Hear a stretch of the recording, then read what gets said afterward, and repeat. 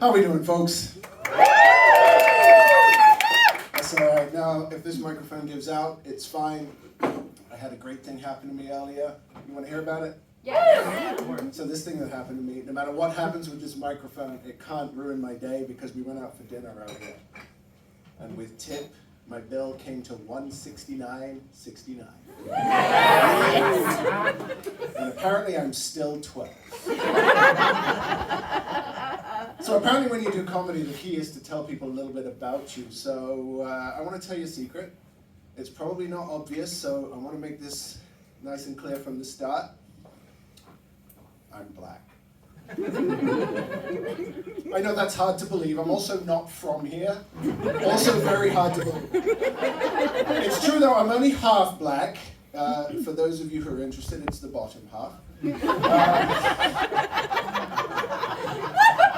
And it does mean occasionally that when I get angry, the black comes out. Yo, and you know, I don't sound like I used to sound, right? You gotta get, oh, before I do that joke, is Will Smith here? Because black comedians, you gotta be real careful with your jokes if Will Smith's here.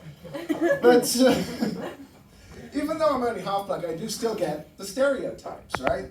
So the greatest day in the history of our country was 18th of October, 2017. Some of you will know that that's the day marijuana was legalized.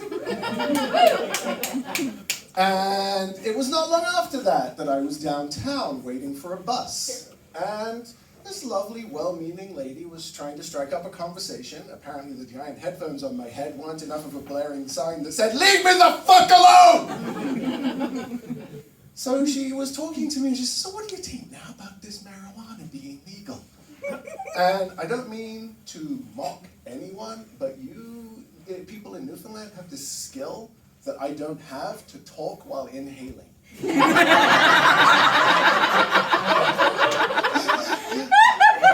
is that?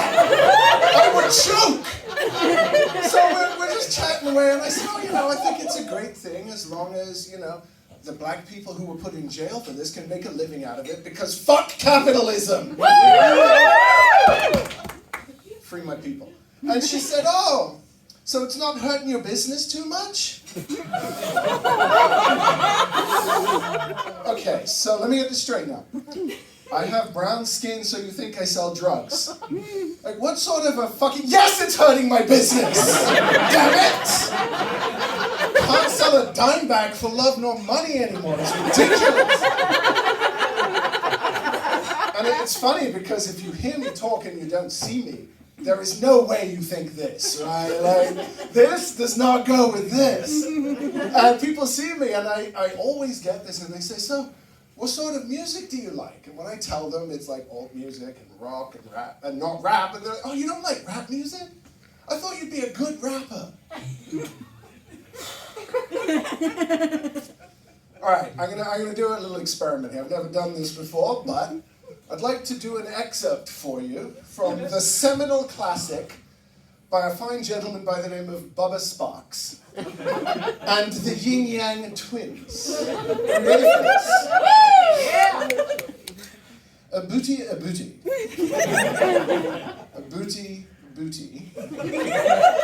Rocking everywhere. A booty, booty. Booty, a booty. Rocking everywhere. This shit don't work! No, I am not a rapper! But no, like, Newfoundland is such a beautiful, beautiful place to live. And there isn't a lot of racial stereotyping or racism here, but it's still fucking terrifying as a black guy to live here.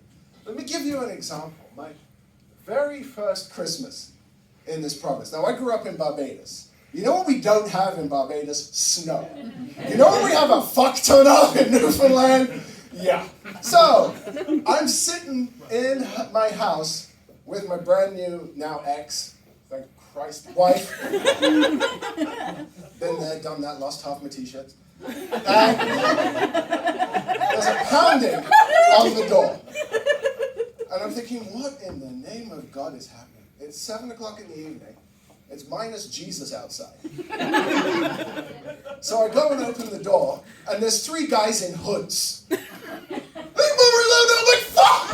All I'm doing is like, where's the burning cross, you bastards? Like, how brave do you have to be? Like, do you know how hard it is to look at 3 white men in hoods? Jesus. I nearly shit myself. Tell you, the first time I did that joke was at a comedy room that I no longer frequent. And I was told in no uncertain terms by a white man that I had stolen his joke. I'll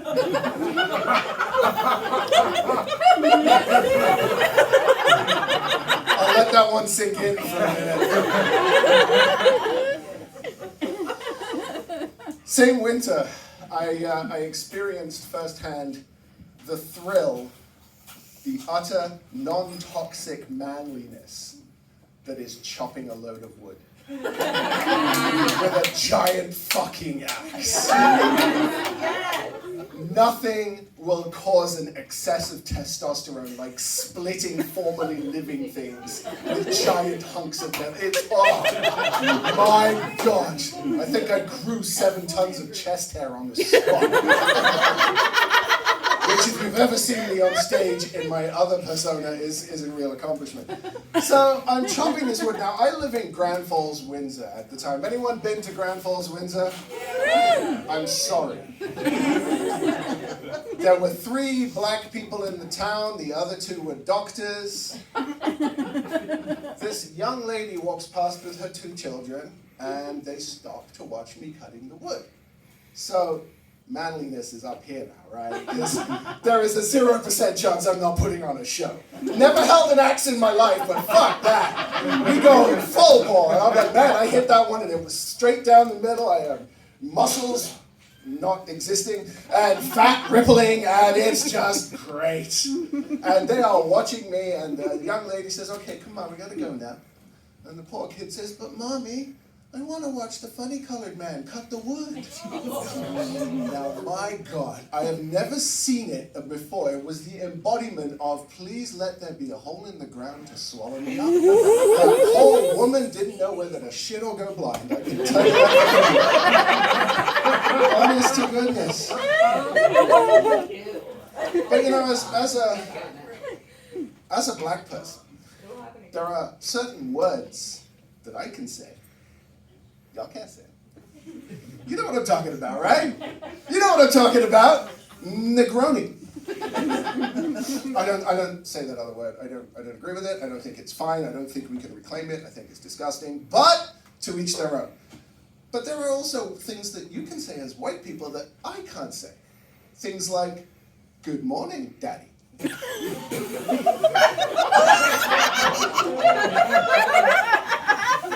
Thank you for the help, officer.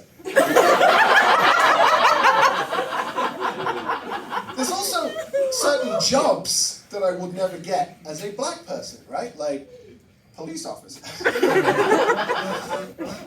Pro hockey player. Studio executive. Like, what the fuck, man? Like, what an easy job. There's some motherfucking trust fund baby sitting up there in Hollywood with a 7-figure salary, some junior exec giving him a pedicure with a gold-plated nail file. And he's like, man, I made a fortune when I played Battleship, and I thought this would make a great fucking movie. So now, I've got it. We all know old MacDonald had a farm. But how did he get it?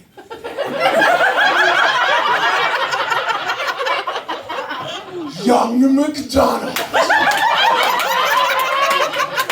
Coming soon.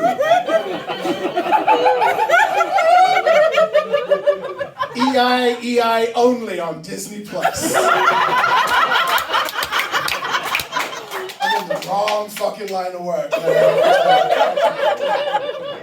What else can I tell you about me before they kick me off here for swearing too much? I am pansexual. For those of you not familiar with the term, it does not mean I am going to get aroused by the sight of your walk. It doesn't not mean that. But it doesn't mean that. Now, in fact, what it means is when I'm dating, I have the double problem of half the people I'm interested in are terrified I'm going to send them a dick pic, and the other half are going to send me a dick pic. And that's not great. I've actually got a dear friend of mine who's here tonight. She's my personal laugh track, actually, who has kept every single dick pic she's ever received. The immediate question is why, right? It's not what you think. She's waiting until 3D printers become affordable.